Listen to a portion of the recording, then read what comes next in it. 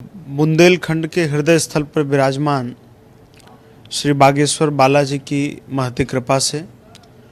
और पूज्यपाद सद्गुरुदेव भगवान की कृपा से हमारे गुरु भाई ने जो यह दिव्य बुंदेलखंड महाकुंभ का आयोजन किया है, यह केवल नाम मात्र का महाकुंभ नहीं है, अपितु साक्षात महाकुंभ की अनुभूति यहाँ पर हो रही है। लाखों की संख्या में निरंतर श्रद्धालुओं का आगमन हो रहा है और जिस प्रकार हम महाकुंभ में जाते हैं, कुंभ में जब जाते हैं तो वहाँ पर हमें देश भर के महापुरुषों के दर्शन होते हैं। उसी प्रकार हमारे गुरु भाई पर कृपा करने के लिए देश भर से संत महापुरुष यहाँ पर पधारे हैं और बढ़िया रामधुन लगी हुई है।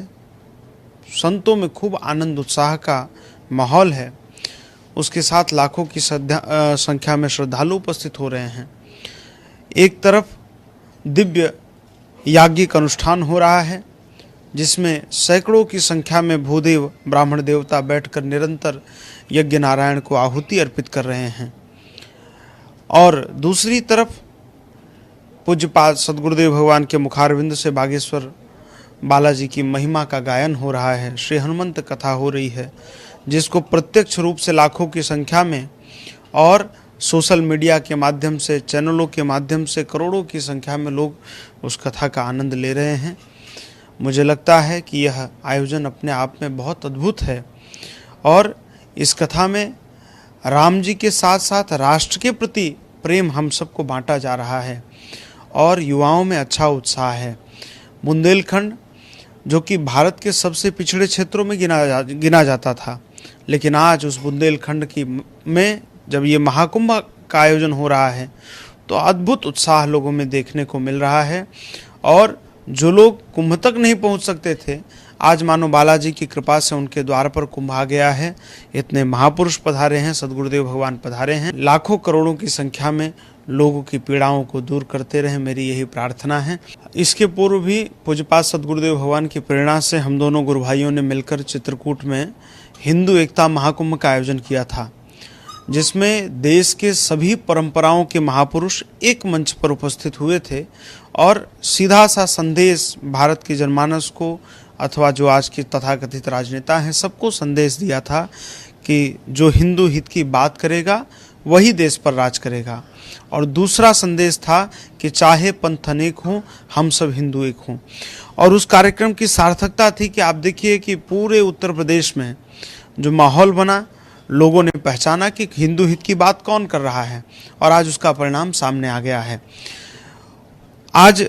बुंदेलखंड में भी यह दिव्य आयोजन हो रहा है, इसकी बहुत सकारात्मक चर्चाएं चारों ओर हैं, लेकिन इस प्रकार के जब आयोजन होते हैं तो उनके अंदर भी चेतना आती है, अपने धर्म के प्रति गौरव की अनुभूति उन्हें होती है और इसका बहुत सकारात्मक परिणाम होगा। अभी परसों ही गुरु भाई से बात हो रही थी तो उन्होंने कहा कि आगे ऐसी योजना बन रही है कि हम बागेश्वर धाम से पदयात्रा करके ओरछा धाम तक जाएंगे और उस बीच करीब 140 किलोमीटर की दूरी में हम 14 स्थानों पर रात्रि विश्राम करेंगे और रास्ते में आने वाले जितने गांव होंगे वहां पर हम प्रत्येक हिंदुओं को कलावा बंधन करेंगे, सबके माथे पर तिलक लगाएंगे। तो मुझे लगता है कि जिस प्रकार समर्थ गुरु रामदास जी ने जो कल्पना की थी कि प्रत्येक गांव में हनुमान जी का मंदिर होना चाहिए, प्रत्येक हिंदू के हाथ में कलावा होना चाहिए, प्रत्येक हिंदू के मस्तक पर शिखा होनी चाहिए, उसके लाट पर तिलक होना चाहिए और जो अधिकार जिनको अधिकार दिया गया उनके कंधे पर यज्ञोपवीत होना चाहिए,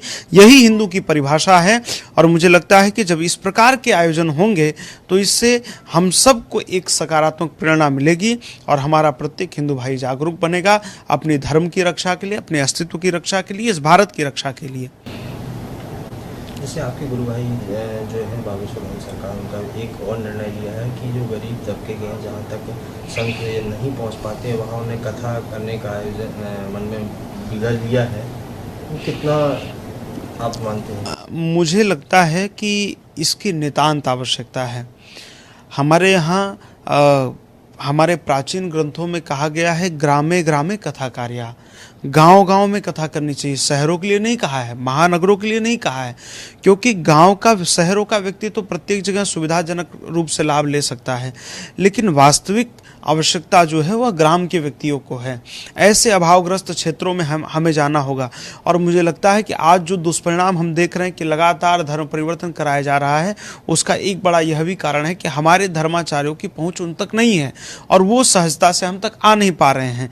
तो यह एक बहुत सकारात्मक प्रयोग है और मैं आह्वान करूंगा संपूर्ण संत समाज से और सभी कथावाचक भाइयों से, सभी व्यासों से, सभी महापुरुषों से कि हमको उन तक